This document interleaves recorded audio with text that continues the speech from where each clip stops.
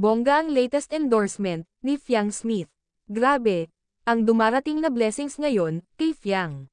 Yung babaeng simple lang, na di hinanggad ang pera. Yung halos inayawan ng ex-housemates sa BNK. Pero siya ngayon, ang umaapaw ang blessings sa lahat. Noon pa naman, marami na talaga ang kumukuha kay Fiang. Parang mag-endorse ng brand nila. At ang latest ngayon, ang mang-inasal. Akma talaga kay Fiang, ang mang-inasal, bilang endorser, dahil mahilig talaga itong kumain.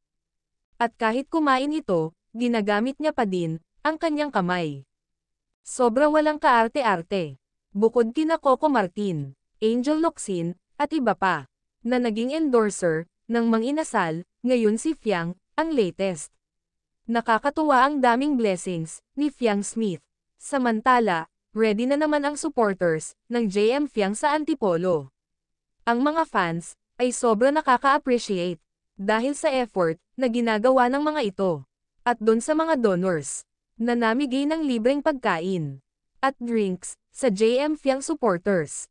Salute sa inyo guys. Ingat po ang lahat.